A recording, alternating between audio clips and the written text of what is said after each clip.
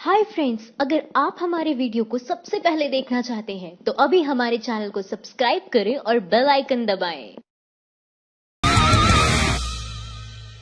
नमस्कार दोस्तों, mind the news में आपका एक बार फिर से स्वागत है। दोस्तों, जैसा कि आप जानते हैं कि लॉकडाउन को कुछ शर्तों के साथ खोला जा चुका है, जिसके चलते देश में हालात बिगड़ते नजर आ रहे हैं। शायद यह फैसला भारत के लिए भारी पड़ गया है, क्योंकि दिन ब दिन कोरोना के केसों में इजाफा हो रहा है। ऐसे में लॉकडाउन दोबारा लगाने की चर्चा फिर से होने लगी है। आपको बता दें कि देश भर में संक्रमण के आंकड़े क्या हैं, तो दोस्तों देश भर में लगातार 5वें दिन 11,000 से ज्यादा मरीज बढ़ गए हैं। अब तक कुल 3,32,000 केस हो चुके हैं। जैसे जैसे आंकड़े बढ़ रहे हैं वैसे वैसे चिंता का विषय भी बढ़ रहा है। अगस्त से पहले हफ्ते में हो सकता है कि संक्रमण की संख्या 20 लाख हो जाए। तो चलिए दोस्तों, आपको ले चलते हैं आज की बड़ी खबर की ओर। तो आज देखेंगे कि क्या 18 जून से पूरी सख्ती के साथ लागू होगा लॉकडाउन, और चीनी बीमारी के क्या हैं यह 2 नए लक्षण। शरीर में ऐसा महसूस हो तो टेस्ट जरूर करवाएं।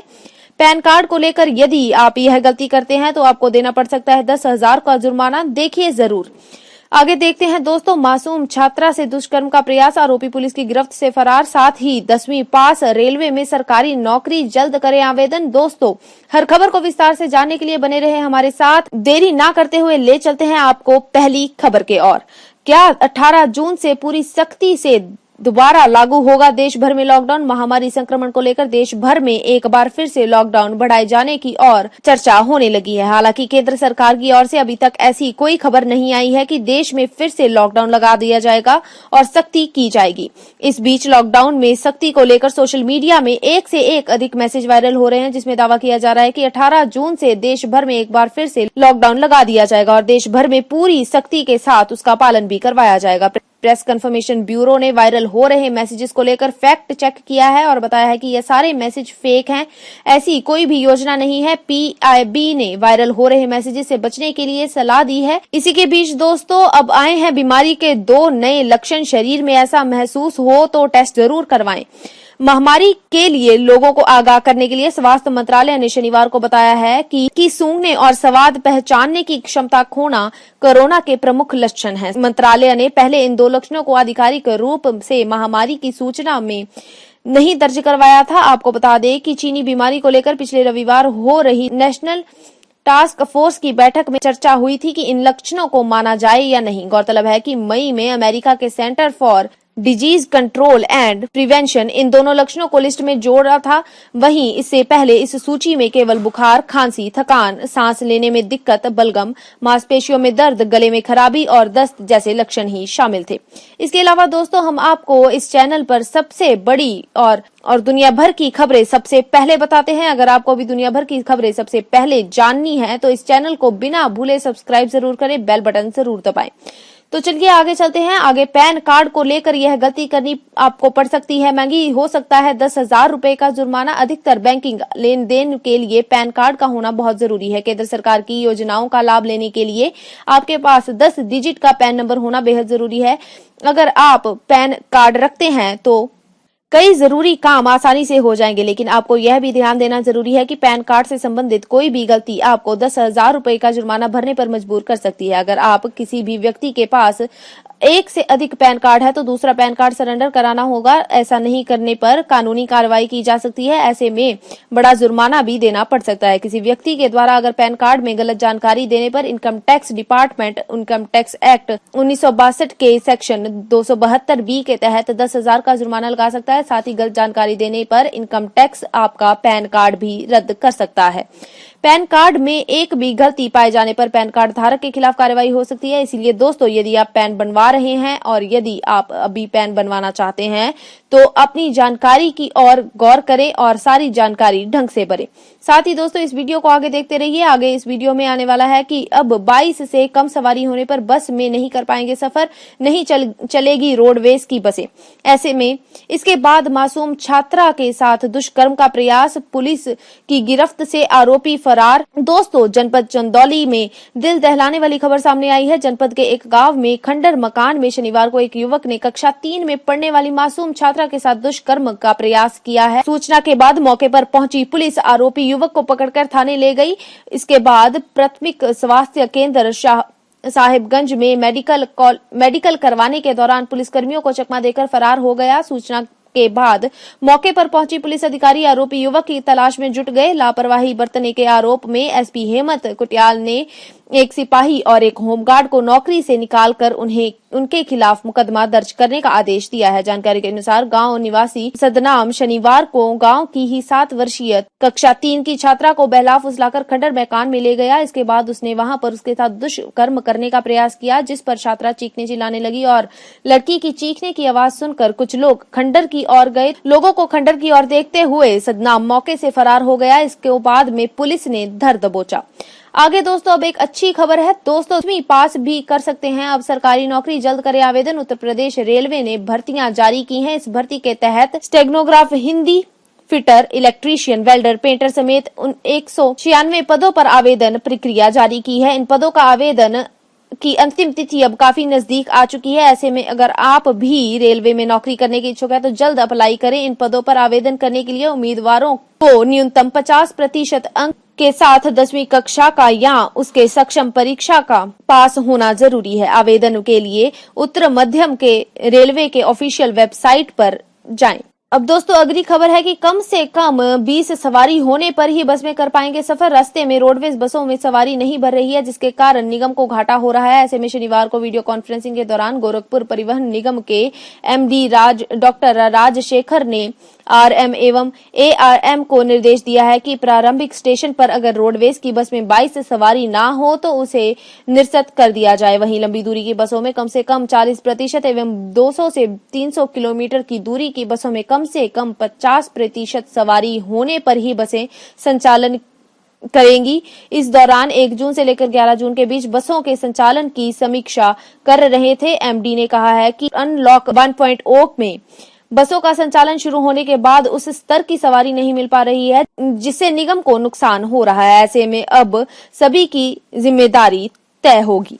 इसी के साथ दोस्तों आगे देखें कि माया कैलेंडर पर चौंकाने वाला खुलासा। 21 जून 2020 को खत्म हो जाएगी दुनिया। इससे पहले जानते हैं कि इन राज्यों में मौसम विभाग ने किया है हाई अलर्ट जारी। सावधान रहें। मौसम विभाग ने अगले 3 दिनों में मध्य महाराष्ट्र, मराठवाड़ा और महाराष्ट्र के विदर्भ जिले में बारिश की संभावना जताई है। मौसम के अनुसार आज अमरोहा, मुरादाबाद, बिजनौर, नजीबाबाद और आसपास के क्षेत्रों में तेज हवाओं के साथ बारिश होने की संभावना है। देश भर में भीषण गर्मी का भी प्रकोप जारी है।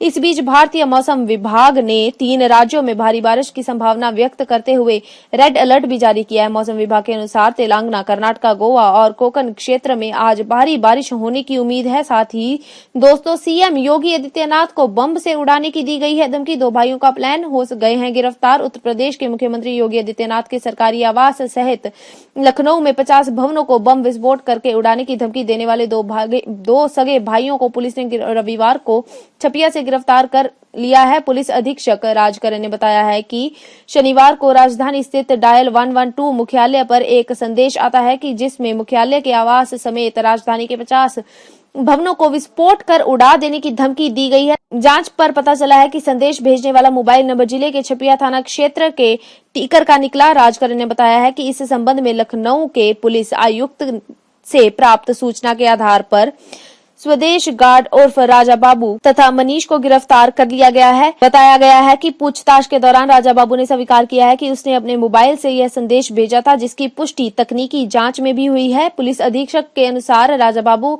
उनके भाई मनीष को सबूत मिटाने के आरोप में गिरफ्तार किया गया है, क्योंकि उन्होंने मोबाइल को तोड़कर सबूत को मिटाने की कोशिश की थी। अब जानते हैं कि माया कैलेंडर में आगे क्या हुआ है खुलासा। खुलासे में पता चला है कि 21 जून 2020 को खत्म हो जाएगी दुनिया। महामारी को लेकर दुनिया भर में हंगामा मचा हुआ है। इसी बीच एक नया दावा सामने आया है कि अगले हफ्ते 21 जून को दुनिया खत्म हो जाएगी। यह थ्योरी प्राचीन माया कैलेंडर पर आधारित है। हालांकि अब दुनिया में ज्यादातर लोग ग्रेगोरियन कैलेंडर का इस्तेमाल करते हैं, लेकिन यह कैलेंडर 1582 में अस्तित्व में आया था और इससे पहले के लोग कई तरह के कैलेंडरों का इस्तेमाल किया करते थे। इसमें सबसे लोकप्रिय कैलेंडर था माया कैलेंडर और जूलियन कैलेंडर।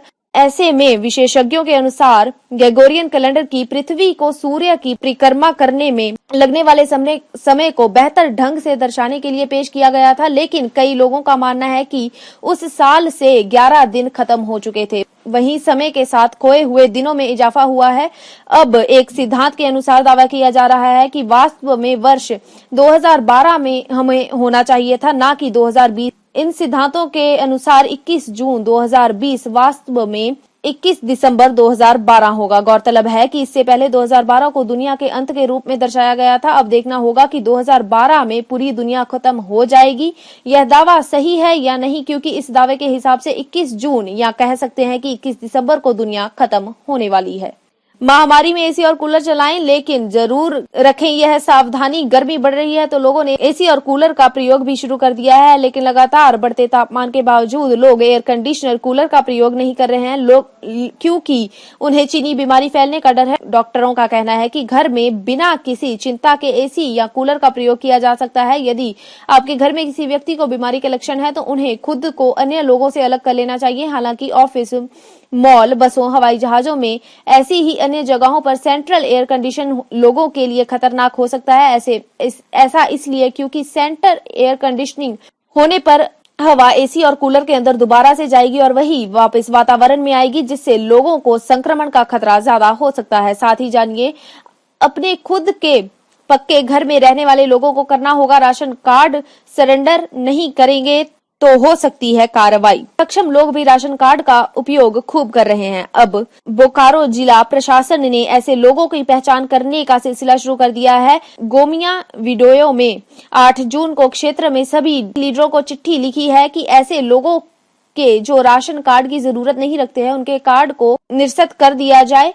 उन्होंने कहा है कि यह देखा जाए कि सरकार द्वारा तय किए गए गाइडलाइंस में बाहर हैं, तो ऐसे कौन कौन से लोग हैं जो सक्षम होने के बावजूद कार्ड का लाभ उठा रहे हैं, और ऐसे लोगों की पहचान कर सूची बनाई जाए और प्रशासन को सूचित किया जाए। आगे देखिए, 30 जून के बाद बदलने जा रहे हैं नियम। ऐसे निकाल सकते हैं एटीएम से पैसे, मगर उससे पहले दिल्ली में बढ़ते संक्रमण को देखते हुए लागू हो गए हैं 5 नियम। उल्लंघन करने पर लगेगा भारी जुर्माना। दिल्ली में बढ़ते संक्रमण को रोकने के लिए सोशल डिस्टेंसिंग का पूर्ण रूप से पालन करवाने के लिए उपराज्यपाल अनिल बैजल ने नए नियम बनाए हैं। इन नियमों का उल्लंघन करने पर जुर्माना लगाया जाएगा। दिल्ली के उपराज्यपाल अनिल बैजल ने इन नियमों को मंजूरी दी है।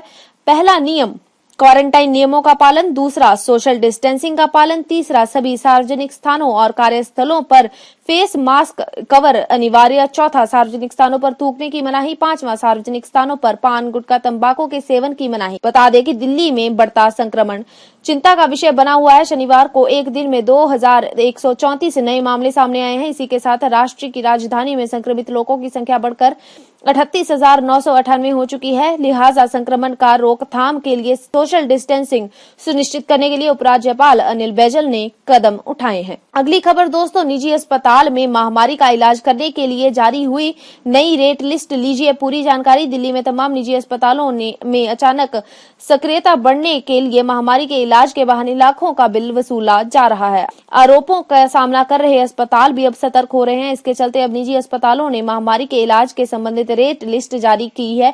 फिलहाल दिल्ली में मैक्स अस्पताल ने अपनी रेट लिस्ट जारी की है। अस्पताल में इलाज करवाने वाले मरीजों को कम से कम एक दिन का 25,000 का भुगतान करना होगा। बीते दिनों दिल्ली सरकार ने भी सभी निजी अस्पतालों को अपनी लिस्ट जारी करने के लिए कहा था। यह अब देखना यह होगा कि दिल्ली के अस्पताल जारी की गई लिस्ट के आधार पर मरीजों का इलाज करते हैं या फिर यह सरकार के आदेश की पूर्ति करने का सिर्फ एक औपचारिकता बनाकर रह जाएगी। साथ ही अगली खबर है, 30 जून से बदलने जा रहे हैं ये नियम। अब ऐसे ही निकाल सकेंगे आप एटीएम से कैश। महामारी के चलते बीते 24 मार्च को ऐलान किया गया था कि एटीएम के पैसे निकालने को लेकर कोई चार्ज नहीं किया जाएगा। यह घोषणा अप्रैल, मई और जून महीने के लिए की गई थी।